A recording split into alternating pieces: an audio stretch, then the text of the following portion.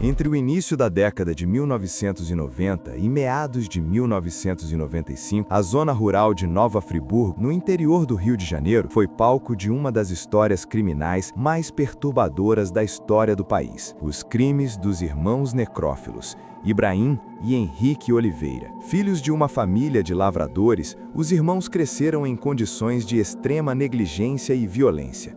O pai, alcoólatra e agressivo, costumava espancar os filhos e, em diversas ocasiões, obrigava-os a dormir na mata, deixando-os vulneráveis a perigos naturais.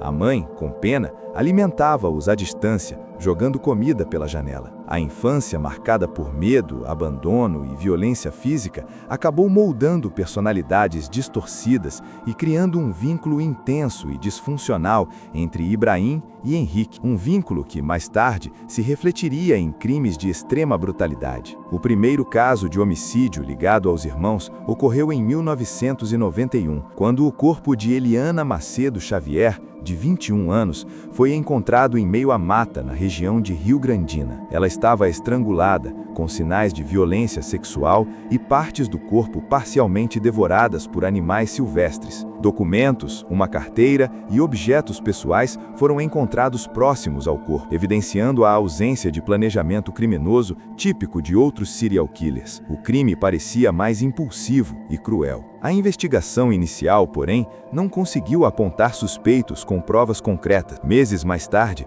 outra vítima apareceu: Norma Cláudia de Araújo, uma menina de apenas 11 anos.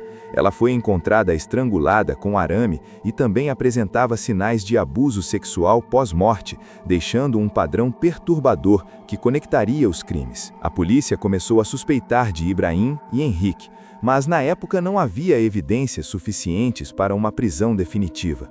Foi nesse contexto que Ibrahim, ainda menor de idade, foi detido pela polícia. Ele confessou o assassinato de Norma Cláudia, mas negou participação no homicídio de Eliana. Por ser menor, foi enviado ao Instituto Padre Rafael, na Ilha do Governador, onde permaneceria até completar 18 anos. Durante a internação, assistentes sociais e psicólogos observaram mudanças preocupantes em seu comportamento. Ibrahim se tornou frio, calculista e distante, sugerindo que a internação não havia causado reabilitação alguma. Esta primeira prisão funcionou mais como um intervalo temporário do que como uma verdadeira contenção de sua violência. Após ser liberado em 1993, Ibrahim voltou à zona rural, desta vez acompanhado de Henrique. Os ataques se tornaram mais frequentes e mais violentos, incluindo não apenas assassinatos, mas também roubos e abuso sexual de forma sistemática. A população local começou a viver sob constante medo. Um dos episódios mais chocantes envolveu o casal Elisete Ferreira Lima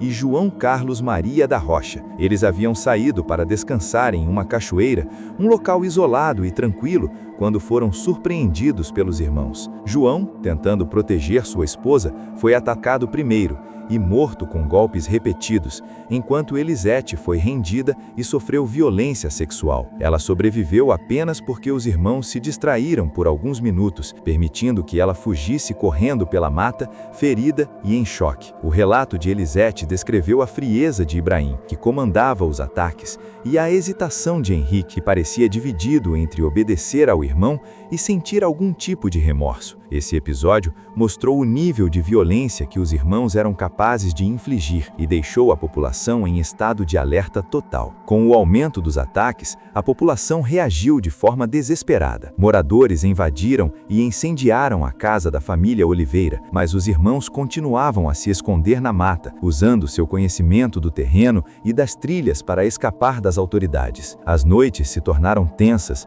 com moradores trancando portas e janelas, grupos de vigilância improvisados patrulhando as trilhas e crianças sendo impedidas de brincar ao ar livre. Escolas chegaram a suspender aulas por medo de novos ataques e famílias começaram a abandonar a região. A ansiedade e o pânico eram palpáveis em cada canto da comunidade. Entre os ataques mais notórios, além do casal da cachoeira, estão Vera Lúcia Damasceno, tia dos irmãos, morta e abusada sexualmente, evidenciando que até familiares próximos não estavam salvos. Odete de Carvalho, de 56 anos, foi encontrada em sua própria casa, morta a golpes de foice e violentada sexualmente. Maria Dulcineia Fautes, grávida de 7 meses, foi atacada junto com seu filho, Adriano, de 9 anos, que morreu devido aos ferimentos. Esses episódios demonstram a escalada da violência e o grau de crueldade dos irmãos. Diante da incapacidade da polícia local, o governo estadual decidiu enviar o BOPE para a região. A caçada aos irmãos se transformou em uma verdadeira operação de guerra. O terreno montanhoso e denso dificultava a comunicação entre as patrulhas, e o risco era constante. Policiais precisavam atravessar riachos,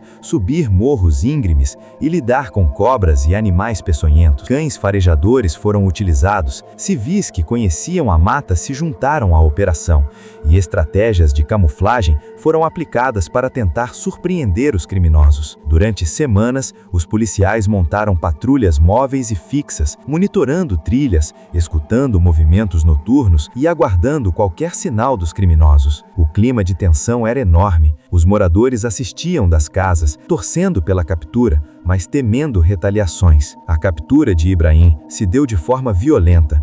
Durante uma operação, ele foi localizado num sítio na região de Rio Grandina e tentou atacar os policiais com um facão. Foi baleado, mas conseguiu fugir por algumas horas até ser encontrado e detido. Henrique, enfraquecido e sozinho, acabou se entregando meses depois, temendo a vingança da população e a fúria da imprensa, que já cobria o caso nacionalmente. As buscas mostraram que a mata não apenas protegia os irmãos, mas também amplificava o clima de terror sobre a comunidade. Henrique passou por julgamento em 2000, alegando que apenas presenciou os crimes de seu irmão e que não havia participado ativamente dos crimes. Apesar desta defesa, ele foi condenado a 34 anos de prisão pelo assassinato de João Carlos Maria da Rocha e pelo atentado ao pudor contra Elisete Lima. Anos mais tarde, Henrique foi liberado antecipadamente, mas acabou se envolvendo com drogas e voltou a ser preso, cumprindo pena em Maricá. O perfil psicológico dos irmãos revela detalhes importantes sobre a escalada de violência. Ibrahim apresentava traços de frieza,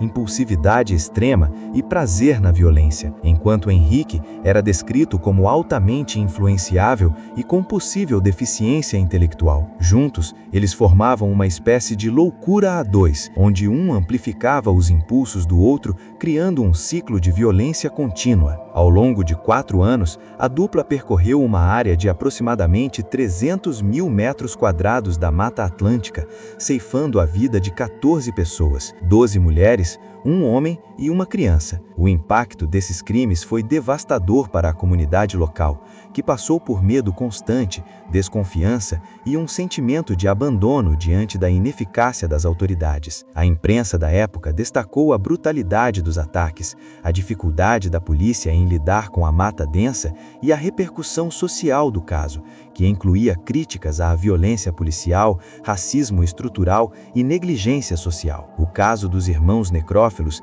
também chamou a atenção de psiquiatras e estudiosos do comportamento criminoso. Muitos apontam que o vínculo intenso entre os irmãos, associado à infância violenta e negligente, criou uma dinâmica em que pensamentos homicidas e violentos se reforçavam mutuamente. A história continua sendo estudada como exemplo extremo de como fatores familiares e sociais podem contribuir para a formação de serial killers. Até hoje, os crimes de Ibrahim e Henrique Oliveira permanecem como referência no true crime brasileiro. A história inspirou livros, documentários e até filmes de ficção, todos tentando compreender a complexidade psicológica e social por trás de atos de violência tão extremos. Mais do que apenas um relato de assassinatos, o caso evidencia problemas estruturais do Brasil: violência doméstica, negligência social, racismo e falhas no sistema de segurança pública. É uma narrativa que mistura terror, tragédia e reflexão sobre os efeitos da sociedade na formação de criminosos.